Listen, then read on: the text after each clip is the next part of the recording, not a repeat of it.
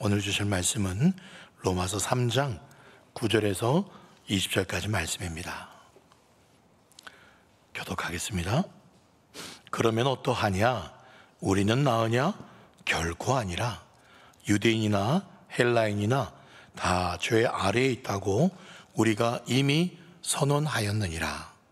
기록된 바 의는 없나니 하나도 없으며 깨닫는 자도 없고 하나님을 찾는 자도 없고 다 치우쳐 함께 무익하게 되고 선을 행하는 자는 없나니 하나도 없도다. 그들의 목구멍은 열린 무덤이요 그 혀로는 속임을 일삼으며 그 입술에는 독사의 독이 있고 그 입에는 저주와 악독이 가득하고 그 발은 피 흘리는데 빠른지라. 파멸과 고생이 그 길에 있어 평강의 길을 알지 못하였고 그들의 눈앞에 하나님을 두려워함이 없느니라 함과 같으니라. 우리가 알거니와 무릇 율법이 말하는 바는 율법 아래에 있는 자들에게 말하는 것이니 이는 모든 입을 막고 온 세상으로 하나님의 심판 아래에 있게 하려 함이라. 그러므로 율법의 행위로 그의 앞에 의롭다 하심을 얻을 육체가 없나니 율법으로는 죄를 깨달음이니라. 아멘. 미국에 참 유명한 노만 빈센트 필이라는 목사님이 계셔요. 이분이 얼마나 설교를 잘하시고 또 달변가인지 별명이요 100만 명이 들은 설교자라고 그렇게 별명이 붙을 만큼 그분의 설교집이 옛날에 불티나게 팔리고 엄청나게 많은 사람들이 이 빈센트 필 목사님의 설교를 좋아했습니다. 근데 이분이 왜 이렇게 사람들이 좋아하고 이분의 설교를 또 읽고 하는가 분석을 했대요. 해보니까 이분의 설교에는요 한 가지를 결코 말하지 않는다 그래요. 한 가지를 결코 말하지 않아서 사람들이 너무나 듣기가 좋고 편하고 좋다는 거예요. 그 한 가지 말하지 않은 게 뭔지 아세요? 뭘까요? 죄를 말하지 않습니다. 당신은 죄인입니다. 회개하십시오. 그걸 말하지 않았다 그래요. 그래서 사람들이 너무 듣기가 좋고 좋은 말, 아주 또 듣기 좋은 그런 말들. 그런데요, 이분의 설교를 들었던 그 과거 오래전에 그 100만 명이 넘는 사람들, 그 사람들 지금 어디서 무엇을 하고 있는가? 아무도 몰라요. 어떻게 변화되었는가? 아무도 몰라요. 또 한 분의 유명한 목사님이 있어요. 시카고의 헤이몬드라는 곳에 잭 카일이라는 목사님이 계십니다. 이분이 계셨던 그 교회 동네 자체가요 굉장히 윤리적으로 굉장히 거친 사람들, 그런 사람들이 많은 그런 지역의 교회였습니다. 당연히 성도들도 그렇게 좀 거친 사람들이 많이 들어왔어요. 근데 이분도 설교 특징이 있습니다. 매 설교 때마다 반드시 한 가지는 꼭 그렇게 언급하는 단어가 있어요. 그 단어가 뭐였을까요? 죄라는 단어입니다. 그리고 한 가지 더 있어요. 회개하라는 단어입니다. 늘 설교 때마다 당신들은 우리는 죄인입니다. 회개하십시오. 그렇게 외쳤더니요, 한날은 저 뒤에 앉아있던 한 청년이 아주 뚫어지게 목사님 쳐다보다가 속에서 권총을 딱 꺼내들고 강대상을 향해서 바로 발사를 했습니다. 다행히 총알은 목사님 비껴나갔어요. 얼른 강대상 밑에 숨게 되었고 가까스로 목숨을 건질 수가 있었습니다. 그 일이 있고 난 후에 중직자분들이 이 목사님께 와서, 목사님, 이제는 죄에 대해서는 좀 회개하라는 말은 그만하시지요. 또 목사님에게서 총 쏠까 두렵습니다. 근데 이 잭 카일 목사님이 이렇게 말을 해요. 내가 죽으면 죽었지, 절대 죄와 회개하라는 이 말은 제가 뺄 수 없습니다. 그렇게 목사님 완강하게 나가니까 그 교회에서 안 되겠다, 우리 목사님 살리려고 이 강대상에 방탄 유리를 이렇게 설치를 합니다. 그리고 또 단에 올라가셔서 설교할 때 우리는 죄인입니다, 회개하셔야만 살 수 있습니다라고 외치니까 이제 방탄 유리가 쏴도 죽지 못하잖아요. 그러니까 쏘지 않고 있다가 목사님이 설교 끝나고 내려올 때 그때 목사님 향해서 또 권총을 사격을 했습니다. 네. 마침 또 목사님 또 하나님 보호하셔서 다치지 않으셨습니다. 그 일 있고 난 후에 방탄 유리해도 걸어가도 집에 가도 언제든지 총 쏠 수 있다는 걸 알게 되었습니다. 그래서 목사님이 야, 이젠 안 되겠구나, 이젠 죄에 대해서 회개하는 말 하면 안 되겠구나 라고 하지 않고 여전히 죄에 대해서 회개하라는 말씀을 설교 때마다 중단하지 않게 되었습니다. 그 이후에 시간이 흘러서 어떻게 되었을까요? 성도들과 가정과 그 지역의 범죄율이 현격하게 떨어지게 됩니다. 네. 교회는요, 죄를 통회하고 회개하는 그런 성도들로 막 넘치는 거예요. 예배 때마다 가슴을 치고 주님, 내가 죄인입니다, 내가 이런 죄를 저질렀습니다, 또 회개하고 그런 삶이 된 거예요. 그리고 그 부모가 그렇게 회개하니까 그 자녀들이 복을 받고, 그래서 지금도 그 교회가 세계에서 가장 큰 주일학교, 지금은 교회학교라는 이름으로 바뀌었는데 교회학교가 탄생합니다. 다음 세대가 수만 명. 그래서 주일에는 그 교회 아이들, 교회가 외딴 곳에 있어요. 주택가 번화가가 아니에요. 그래서 이 아이들 성도들 태우려고 버스가 120대, 매주 120대를 보내서 아이들 성도들 태워서 교회를 오게 됩니다. 여러분, 이 교회가 어떻게 이런 부흥과 은혜가 임하게 되었을까? 죄를 죄라고 가르치고, 죄를 용서받을 수 있는 그 길을 가르치고, 죄의 문제를 해결받은 그 사람들이 새 능력을 덧입고 기쁨이 넘치니까 오직 주 영광만 위해서 달려가는 거예요.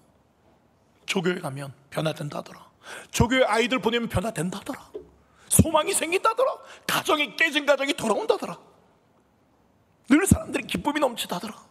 그래서 엄청난 교회로 양적으로만이 아니라 질적으로, 영적으로 어마어마한 부흥이 일어난 교회입니다. 사랑하는 여러분, 당신은 죄인입니다, 회개하십시오, 그런 말 안 하면 인기를 끌 수 있어요. 설교자도 좋고 듣는 사람도 좋고 속담처럼 너희 좋고 매부 좋을 수 있는 그런 설교를 할 수가 있습니다.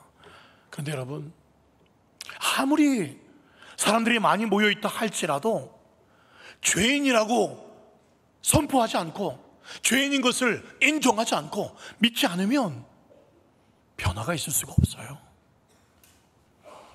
여러분, 잊지 마십시오. 우리 예수님 분명히 이렇게 말씀하셨어요. 마가복음 2장에 나는 의인을 부르러 온 것이 아니요 죄인을 부르러 왔노라. 아멘이십니까? 듣기 싫어해도 죄는 죄라고 말하는 교회, 죄인 보고 아첨하지 않는 목회자, 진정 복음의 정수를 전할 때 그때 우리는 복음의 진짜 능력을 힘있게 될 줄 믿습니다. 그 복음의 정수가 바로 로마서 말씀입니다. 우리는 지난 로마서 1장, 2장 말씀을 통해서 참 듣기 거북한, 별로 듣고 싶지 않은 그런 말들을 계속 들어오셨습니다. 그런데 어떻게 해요? 그게 하나님의 말씀인 것을,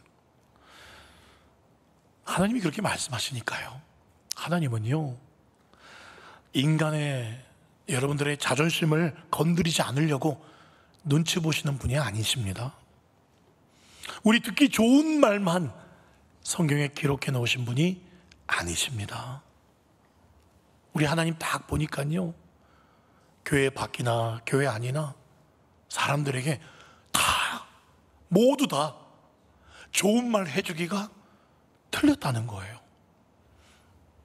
이방인이나 유대인이나 크리스찬이나 할 것 없이 모든 인간은 하나님의 심판을 피할 수 없는 죄의 상태에 완전히 묶여버렸다는 거예요. 제가 지금 로마서 말씀을 하면서 서두에 제가 이것을 굉장히 중요하게 강조하는 것이 있습니다. 심각하게 병든 사람한테 좋은 말로 괜찮아질 거예요. 그렇게 위로해 주는 것은 아무 도움이 되지 않아요. 그냥 종합 비타민 몇 알 던져주는 거 아무 도움이 되지 않아요. 그거 죽이는 겁니다. 그 사람의 상태가 얼마나 심각한지, 뭐가 문제인지를 가르쳐주고, 아프더라도 수술해야만 산다고 칼을 들고 찾아가야 됩니다. 살 길을 제시해 주는 것, 그게 진정 그 사람을 위하는 길이에요. 오늘 말씀은요, 이제 더 가까이 들어옵니다. 정확하게 콕 집어가지고 이 오늘 로마서 말씀을 받고 있는 이 로마 교인들, 믿음이 좋다고 소문이 났던 이 로마에 있는 크리스천들에게 정확하게 화살을 돌리고 있어요. 9절 말씀, 그러면 어떠하냐? 우리는, 그렇죠? 이 말씀을 지금 받고 있는 로마 교인들, 우리는 나으냐? 뭐예요? 아니라는 거예요. 결코 아니라는 거예요. 지금 번지르르 말만 잘하고 있는 조성진 목사, 그럼 너는 좀 나으냐? 결코 아니라는 거예요. 제가 좀 잘나서, 조금 더 의로워서 지금 이렇게 설교하고 있는 걸까요? 아닙니다. 이런 죄인도 은혜 받고 설교할 수 있다는 그런 죄인의 샘플로 하나님께서 세우신 줄 믿습니다. 그렇습니다. 늘 말씀드리지만 이 단에 서면 두렵고 떨립니다. 제가 먼저 심판받는다 그랬거든요. 가르친 자가 먼저 심판받는다 그랬거든요. 그래서 늘 설 때마다 오늘도 예수님 보혈 의지하고, 오늘도 하나님 보혈로 저를 먼저 덮어주세요. 제 입술을 주님이 주장해 주세요. 여기 많은 분들이 앉아 계시지만, 자, 여러분 보고도 설교하지만 지금 제 앞에 계신 주님 앞에 설교하는 겁니다. 우리 예수님 저를 다 아시는데, 그러니 제 의로움으로 설교하는 게 아니라 오직 예수님 보혈 의지해서 지금 설교하고 있는 거예요. 바울 자기 자신도 죄로 넘어질 수밖에 없는 연약한 존재라는 것을 너무도 잘 알았습니다. 그래서 자기도 얼마든지 또 넘어질 수 있는 걸 알았어요. 그래서 고린도전서 9장에 이렇게 말합니다. 내가 날마다 내 몸을 쳐서 복종하게 한다. 왜냐하면 내가 남에게 잘 전파한 후에 내가 도리어 버림을 당할까 두렵다. 내가 또 죄를 짓고 내가 버림당할까 난 또 두렵다. 그래서 오늘 9절 말씀에 이렇게 선포합니다. 다 죄 아래에 있다. 나도, 로마 교인들도, 이방인 유대인 다 할 것 없이 나도 다 죄 아래에 있다. 저기 죄 아래에 있다는 그 원어적인 의미가 뭐냐면 죄의 지배 아래에 있다. 언제든지 또 넘어진다, 그런 뜻이에요. 그걸 누구보다도 뼈저리게 경험한 이 바울이 참 유명한 이런 고백을 합니다. 로마서 7장에 보면 내가 원하는 바 선은 행하지 않고 있다는 거예요. 도리어 원하지 아니하는 바 악을 행하고 있다는 거예요. 지금 바울이 하는 말입니다. 20절, 만일 내가 원하지 아니하는 그것을 하면 이를 행하는 자는 내가 아니요 내 속에 거하는 죄다. 죄가 내 속에 있다는 거예요. 바울사도, 위대한 바울사도도 그렇게 말했는데, 그 누구가 난 죄인 아닌데요 말할 사람이 누가 있겠습니까? 내 힘으로는 도무지 역부족이라는 거예요. 바울도. 그래서 바울이 뭐라고 한탄까지 합니까? 이렇게까지 한탄해요. 7장 24절, 우리 같이 바울의 마음으로 이렇게 한번 읽어볼까요? 시작.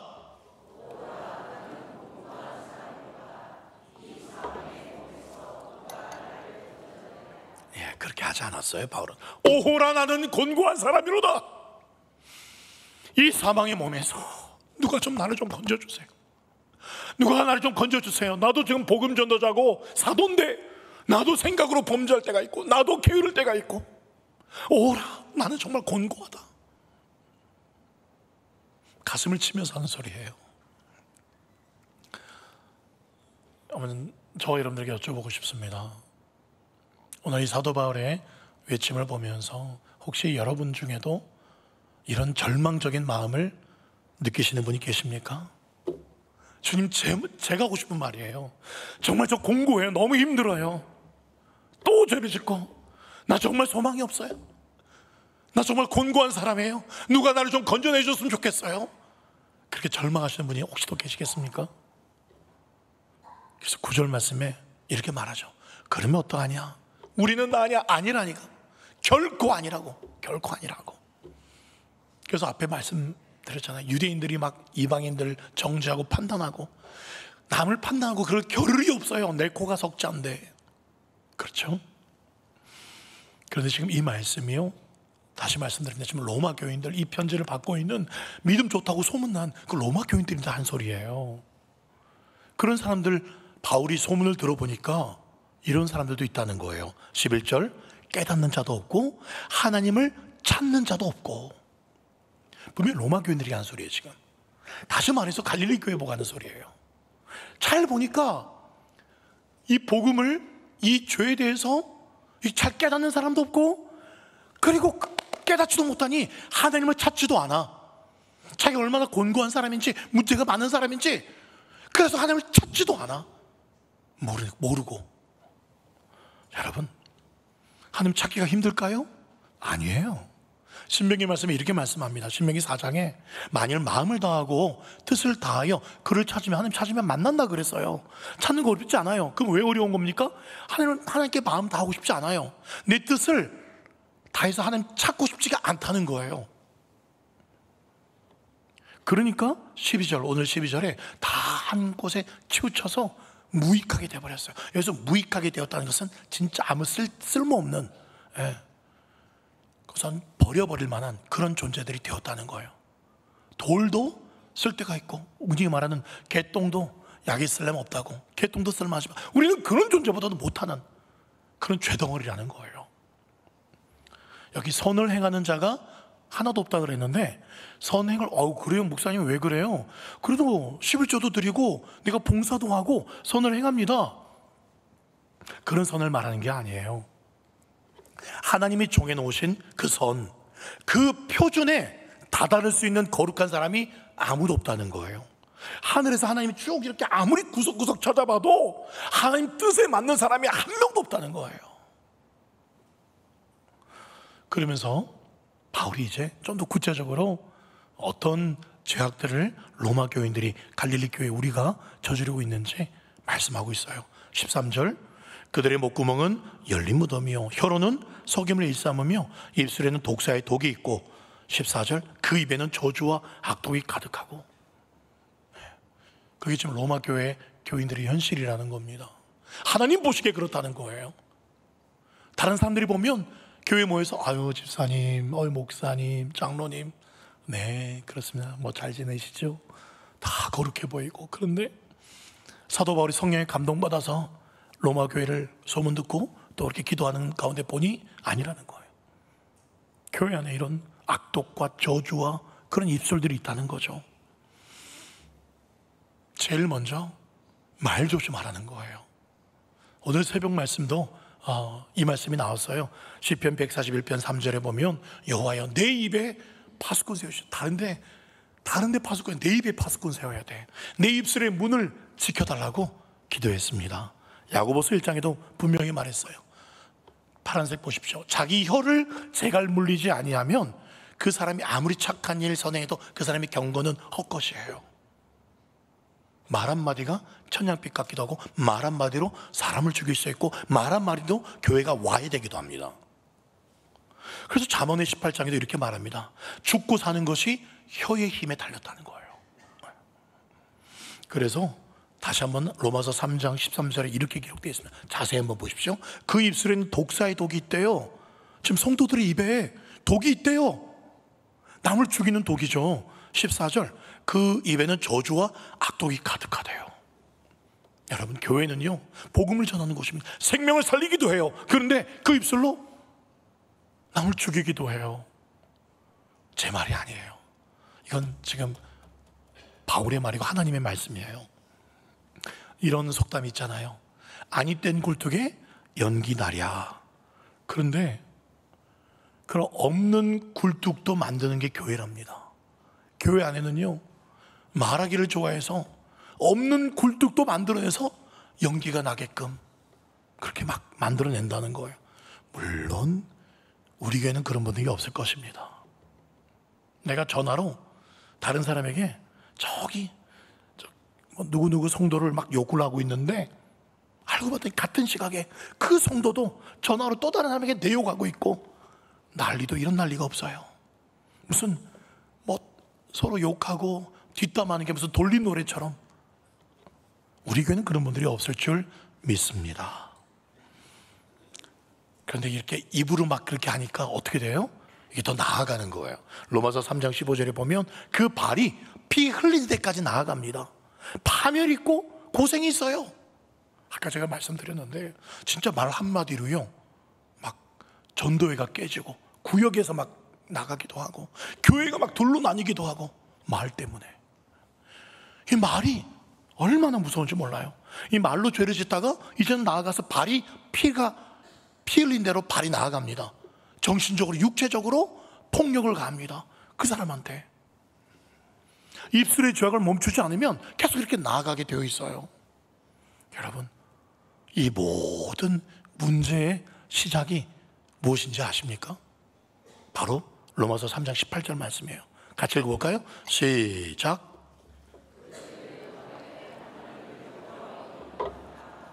그렇습니다. 이 입술의 죄악, 또 남을 빌리게 하고 이 모든 근원의 문제는 무엇이 없는 거예요? 하나님 두려워하는 게 없는 거예요. 그래서 로마서 1장에도 이렇게 말씀하고 있습니다. 마음에 하나님 두기를 싫어하는 거예요. 여러분들은 어떠세요?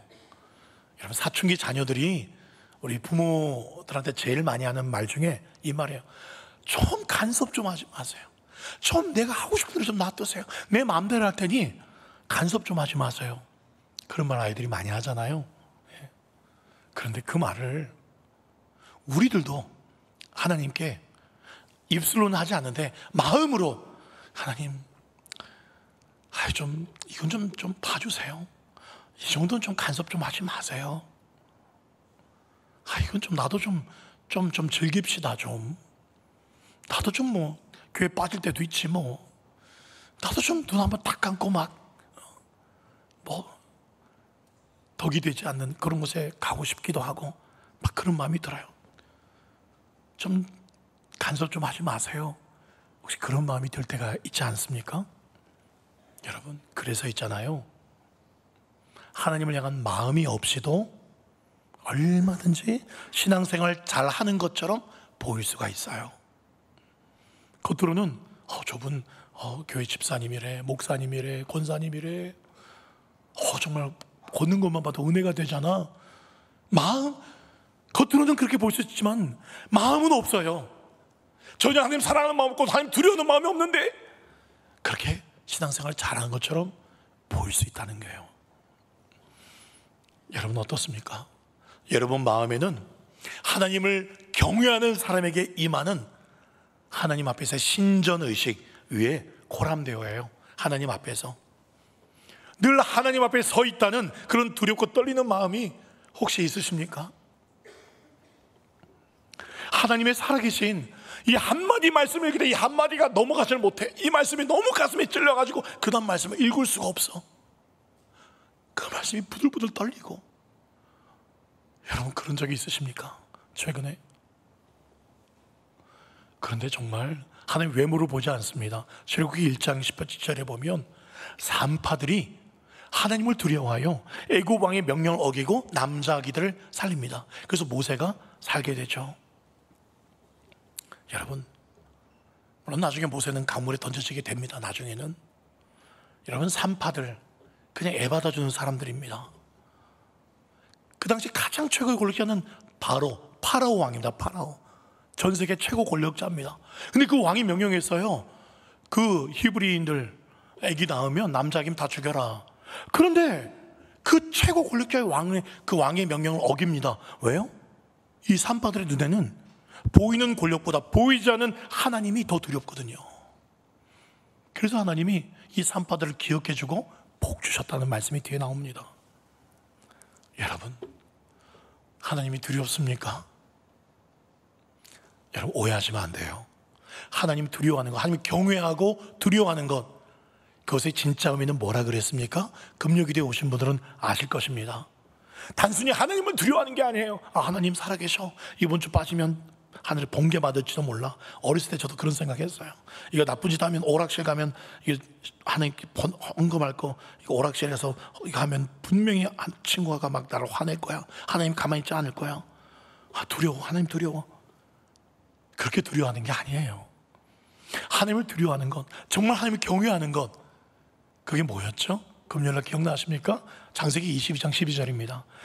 내가 내 아들 내 독자까지 이삭까지도 내게 아끼지 아니하였으니 내가 이제야 네가 하나님 나를 경외한 줄 아노라. 저기 보세요. 하나님을 경외하는 게 뭡니까? 하나님께 아끼지 않는 겁니다. 무엇까지? 눈에 넣어도 아프지 않을 그 이삭까지도 아끼지 않고 하나님을 더 사랑한다는 거예요. 무엇보다도 하나님을 더 사랑한다는 것, 그게 하나님 경외예요. 하나님 무서워, 이거 순종 안 하면 번개 맞을 거예요, 무서워. 그게 경외가 아니고요. 무엇보다도 무엇을 아끼지 않는 거예요. 하나님을 위해서라면 그 무엇도 아끼지 않는 것, 하나님 사랑하는 것, 그게 경외입니다. 아멘이십니까? 그렇게 하나님을 경외하십시오. 혹 내가 하나님의 사랑에서 멀어질까 두려워하며 하나님을 사랑하십시오.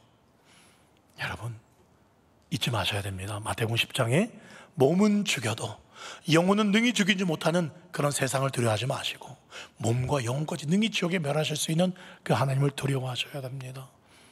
여러분, 그렇습니다.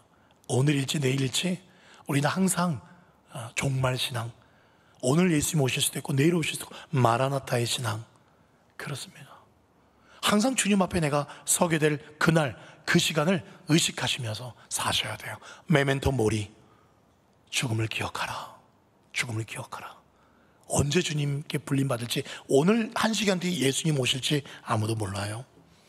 그걸 의식하시면서 사셔야 됩니다. 그걸 깨닫게 하는 것이 바로 율법이에요. 오늘 19절 말씀입니다. 19절, 율법, 바로 말씀이죠. 율법이 말하는 바는 모든 입을 다 먹게 합니다. 온 세상으로 하나님의 심판 아래 있게 합니다. 누구든지 잘났다 말을 못하게끔 다 입을 막게 합니다. 율법을 다 지킬 수 있는 사람이 없거든요. 바리새인들이 아무리 율법을 더 쪼개서 더 잘 지키려고 해도 그 마음은 이미 하나님 앞에서 타락한 자들이 되어버렸어요. 20절 말씀, 그러므로 율법의 행위로 그의 앞에 의롭다 하심 얻을 육체가 없나니 율법으로는 죄를 깨달음이니라. 여러분, 오죽하면 죄와 날마다 피 흘기까지 싸우던 그 대사도였던 바울도 하나님 말씀을 읽으면 읽을수록 뭘 느꼈는지 아십니까? 디모데전서 이렇게 느꼈어요. 죄인 중에 내가 괴수입니다. 죄인 중에 내가 괴수입니다. 하나님 말씀 읽을 때마다, 하나님 앞에 기도할 때마다 내가 정말 죄인입니다. 바울처럼 거룩하게 살려고 했던 사람이 어디 있겠습니까? 말씀과 기도로 거룩하여짐이라. 그렇게 거룩을 누구보다 말했던 바울, 정말 그렇게 살려고 정말 제가 피 흘기까지 싸웠던 그분이 어떻게 자기가 죄인 중에 괴수라고 말할 수 있습니까? 여러분, 그냥 이건 과장법일까요? 아니라고 생각합니다. 과장법이 아니에요. 기도 중에, 말씀 중에 충분히 그렇겠다 저는 동의가 되었습니다. 왜 그런지 아세요? 사람으로 봤을 때는 정말 바울의 기준은 누구보다도 거룩하고 누구보다도 충성하고 누구보다 고생 많이 했지만 하나님의 의로 보았을 때는 죄인 중에 괴수가 맞아요. 바울도 사람이니까 머리로 생각으로 죄를 범할 수도 있고, 그래서 바울도 사람이니까, 그래서 오라 나는 공고한 사람이라도 할 수 있는 거예요.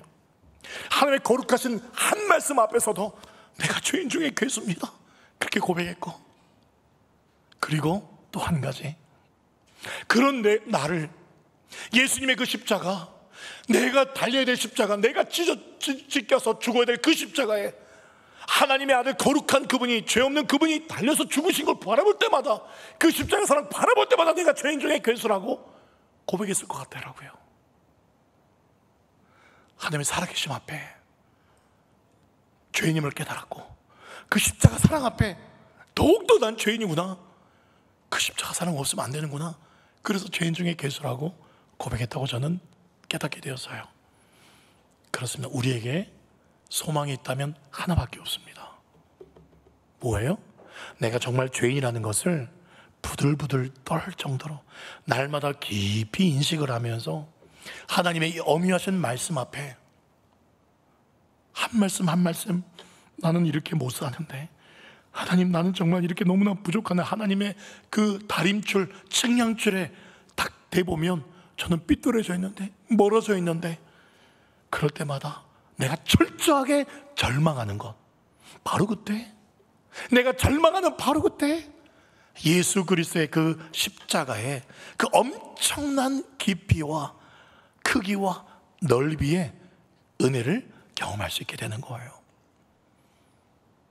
내가 죄인임을, 내가 얼마나 큰 죄인임을 깨달을 때 바로 그때 십자가가 되고 그 십자가의 사랑이 어마어마하게 내게 밀려오는 겁니다. 그렇습니다. 하나님은 우리가 다 지킬 수 없는 이 율법, 우리가 어떤 존재인가를 분명하게 깨닫게 하는 이 율법 지킬 수 없기 때문에 그 외에 살 길을 하나 더 마련해 주셨어요. 그게 21절, 다음 주도 살펴보겠지만 제가 미리 말씀드립니다. 21절, 이제는 율법 외에 하나님의 한 의가 나타났으니 율법과 선지자들에게 증거를 받은 것이라. 곧 예수 그리스도를 믿음으로 말미암아 모든 믿는 자에게 미치는 하나님의 의인이 아무에게도 차별이 없고 모두에게도 해당되는 그 예수 그리스도의 의. 23절, 모든 사람이 죄를 범하였음에 하나님의 영광에 이르지 못하더니. 24절, 그리스도 예수 안에 있는 속량으로 말미암아 하나님의 은혜로 값없이 의롭다 하심을 얻은 자 되었느니라. 아멘. 아멘. 그리스도 예수 안에 있는 그 죄를 속량해 주심으로 말미암아 하나님의 값없는 은혜로 값없이 의롭다 하심을 얻게 되는 이 방법 외에는 없다는 거예요. 그래서 골로새서 말씀에 쐐기를 박습니다.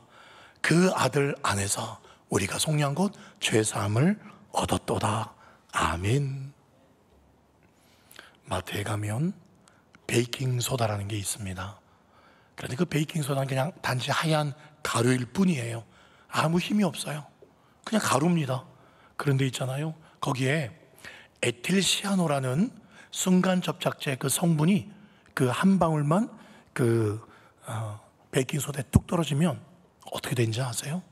바로 플라스틱처럼 0.001초로 바로 굳어버립니다.